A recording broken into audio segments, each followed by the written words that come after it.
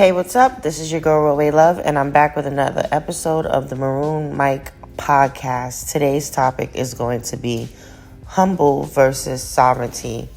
Same lane or different highways? Now, before we tap into that, I just want to let y'all know that if you're listening to this on YouTube, you can go ahead and swing over to my Patreon and subscribe for exclusive and bonus episodes of the Maroon Mic podcast, as well as hang out with me live stream and receive collective readings and all sorts of occult and esoteric things. And that's just for the ones that especially like the metaphysical, the occult, and the esoteric.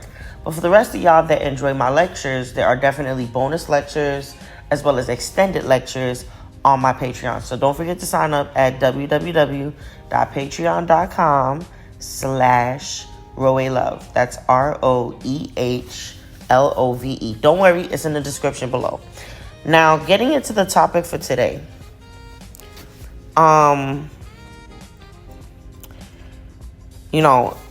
lot of people like to use this word humble and sovereign, but I don't know. I feel like it be getting taken out all out of context. So, humble and sovereign, two words people love to flatten into virtue slogans without understanding the deeper architecture beneath them. And these aren't simply personality traits. These are energetic signatures, identity stances, and internal governance systems. And they shape how you move, how you manifest, how you negotiate power, how you relate to the unseen, and how you position yourself in the hierarchy of your own life. Most people treat humility as a behavioral guideline and sovereignty as an aspiration, like a goal or something. And that's small thinking. The truth runs deeper. These two are not opposites, and they definitely aren't synonyms. They aren't interchangeable, and they aren't even on the same plane of identity. They operate at different altitudes of consciousness, and when you confuse them, you sabotage your evolution. The purpose of this lecture is to draw clean dividing lines, exposing myths, and give you a razor-sharp, sovereign understanding of where humility belongs, where sovereignty belongs, and what happens when you choose one over the other. This is an excavation of power, posture, and spiritual infrastructure. So let's begin. Now, part one of this conversation is about defining the terrain and what humility actually is. Humility is often described as not thinking too highly of yourself. But this is a civilian definition. This is not the actual definition. And this particular definition, it keeps people compliant, soft, and manageable. But real humility is not self-minimization. Real humility is an awareness of self. All right? And it is an awareness of scale. So, by definition, humility is recognition of the vastness of reality, awareness of your connection to something larger, the willingness to be wrong, learn, and course correct, the absence of delusion, a refusal to inflate yourself beyond what is earned, a groundedness that keeps your power from becoming arrogance. This is what humility is in motion, okay?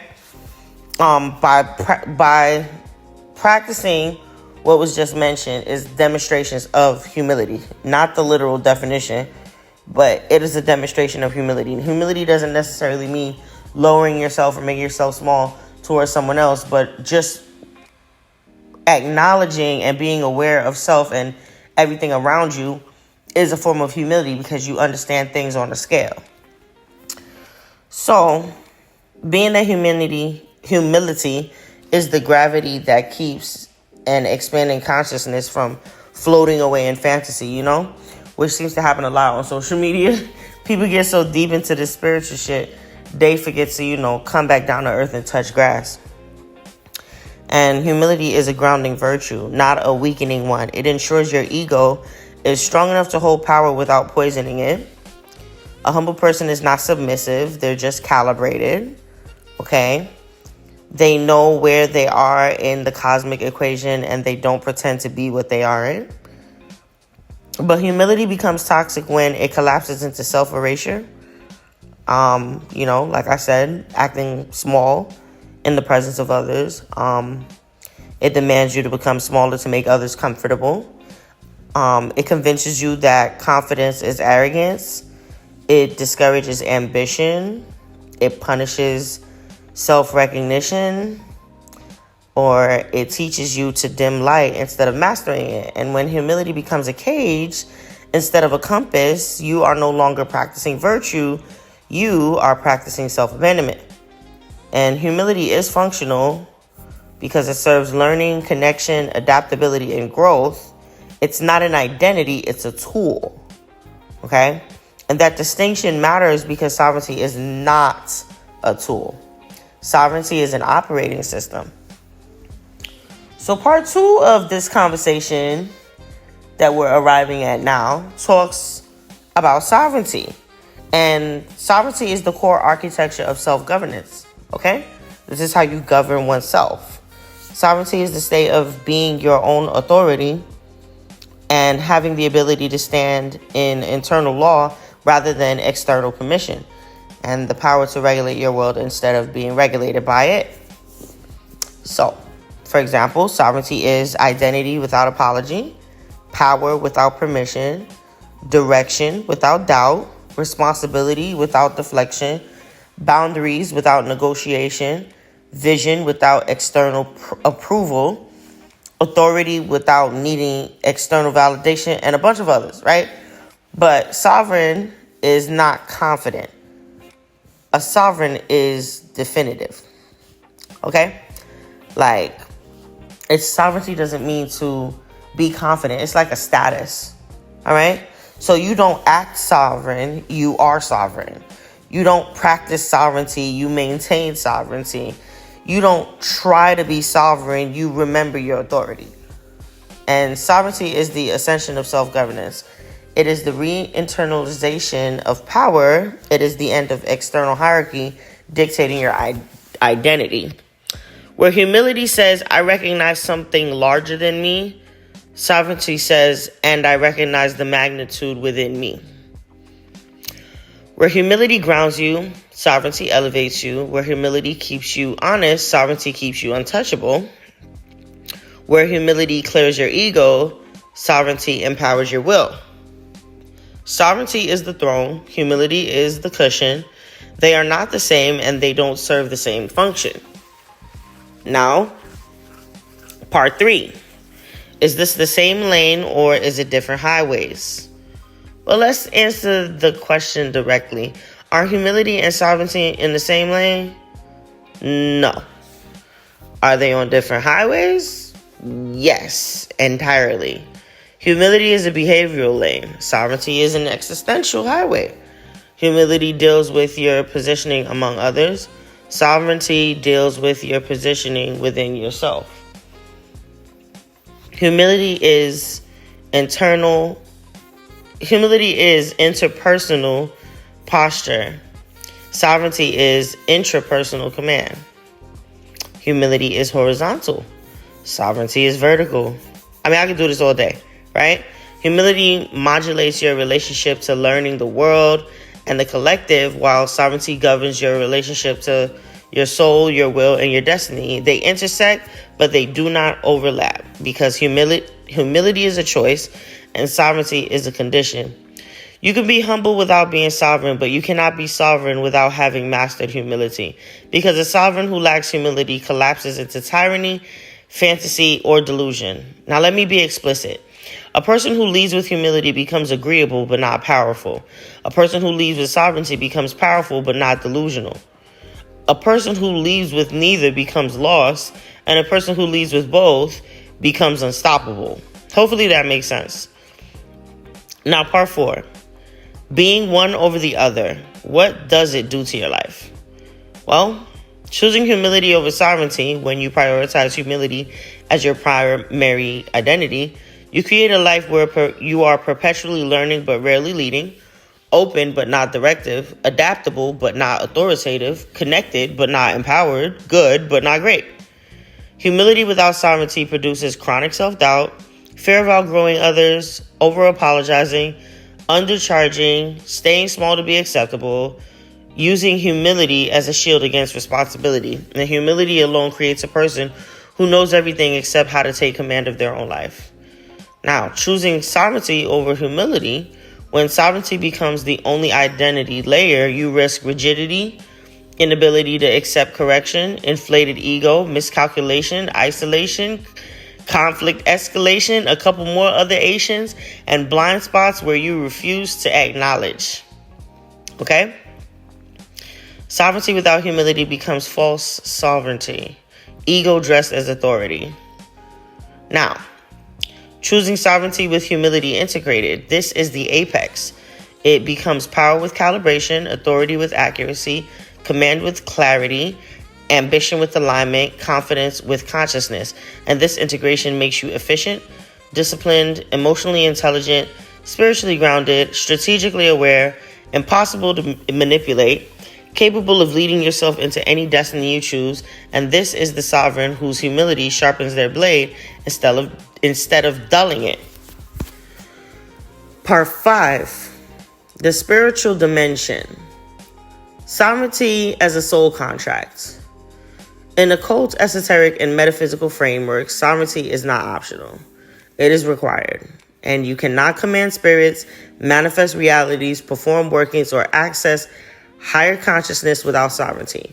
Spiritual power respects hierarchy, and your internal hierarchy must be clear. The will commands, the subconscious executes, the spirit collaborates, and the world responds. And without sovereignty, the will wavers. Without humility, the will miscalculates. This is why advanced practitioners, mediums, magicians, and spiritual strategists must embody the sovereign state. It is the operating system through which power flows. In this context, humility is your recognition of forces larger than you, and sovereignty is your recognition of the force within you. Humility keeps you aligned with the universal, and sovereignty keeps you aligned with your destiny. One anchors, one ascends. Part 6, psychological dimension. How each shapes your internal world. So we're going to talk a little bit about how humility and sovereignty shapes your internal world. Starting with humility. Humility shapes openness, curiosity, adaptability, self-reflection, and emotional intelligence. And sovereignty shapes identity, boundaries, direction, discipline, self-trust, and willpower. Humility is the inner student. Sovereignty is the inner ruler. You need both, but one must lead. And when sovereignty leads humility, you remain empowered. When humility leads sovereignty, you remain uncertain. When neither leads, well, the world leads you. Part 7. The metaphor. 2 different highways. Picture 2 highways running parallel. Highway 1, which is humility. This is the road of calibration, reflection, learning, listening, self-correction, and alignment. Travelers here are students of life, adaptive and receptive. Highway 2, sovereignty. This is the road of authority, self-definition, discipline, power, and self-governance. Travelers here are commanders of their own destiny. You start on the humility highway. You ascend to the sovereignty highway. They do not merge, but you can exit one and enter the other when the moment demands. The master knows when to switch lanes. Part 8. Why you cannot be humble instead of sovereign. Humility, as a primary mode of existence, turns you into a people pleaser, a spiritual subordinate, a seeker who never becomes a knower, a follower of other people's authority, someone who hides behind goodness instead of developing power. The world rewards sovereignty, not humility. Your manifestation depends on sovereignty. Your protection depends on sovereignty. Your boundaries depend on sovereignty. Your wealth depends on sovereignty. Your relationships depend on sovereignty. Your spiritual authority depends on sovereignty. Humility supports your evolution. Sovereignty creates your evolution. And this is why sovereignty without humility is unsustainable. Part 9. Case comparisons. who you become depending on what you choose. The humble first person. This person is kind, reflective, emotionally aware, but struggles to take up space or make decisive moves. And they crave permission, reassurance, and validation. They live at the mercy of external forces. They are supportive, but rarely supported. They remain stuck in becoming instead of being. The sovereign first person. This person is powerful, directional, and self-defined. They take action without hesitation. They make decisions quickly. They are respected, but sometimes feared. They move through the world with precision. They manifest rapidly, but without humility. They risk isolation or misalignment. Now, for the integrated sovereign, this person becomes a force of nature, grounded, aware, powerful, conscious. It's effective, and they rise without delusion. They lead without arrogance. They manifest without collapse. They navigate spiritual, emotional, and material landscapes with precision, and they make it look easy. This is the individual for whom destiny is not a hope. It's an inevitability. Now, part 10, right? The final answer. Which is better? The question, should I be humble or should I be sovereign, is the wrong question. The real question is, which one should lead? The answer? Sovereignty must lead, humility must calibrate. Sovereignty is the throne, humility is the advisor. A kingdom ruled by humility has no power. A kingdom ruled by sovereignty without humility becomes corrupt. And a kingdom ruled by sovereignty informed by humility expands forever. The conclusion? Humility and sovereignty are not competitors. They are not interchangeable. They are not equal, they are not the same, and they do not belong in the same lane. Humility is horizontal, sovereignty is vertical, humility is behavior, sovereignty is a state, humility refines, sovereignty defines. When you choose humility over sovereignty, you shrink to fit the external structures. And when you choose sovereignty over humility, you risk becoming a self-blinded ruler. When you choose sovereignty informed by humility, you rise into your highest architecture. The sovereign self is your highest identity. The humble self is your most calibrated identity. Together they make you powerful, precise, and clear. This is the evolution from compliant to conscious to commanding to sovereign. And sovereignty with humility in service, not in charge, is the ultimate expression of a self that refuses to be anything less than its fullest potential. This is just a little something for you guys to think about. Hopefully this podcast episode has been a benefit to your existence, and this is something that you can apply immediately. Until next time. Wait, hold on. Wait, don't go nowhere. I have a website. It's called www.roehlove.com.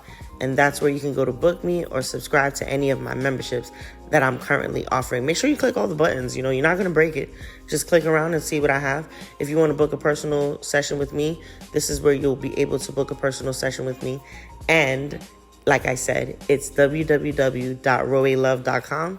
That's www.roehlove.com. Don't worry about it because all of this is going to be in the description. And I really hate to add advertisements to my video because I just feel like it's a waste of people's time. But I have to throw my thing in there, okay? So with that being said, I'll see y'all next time. Peace.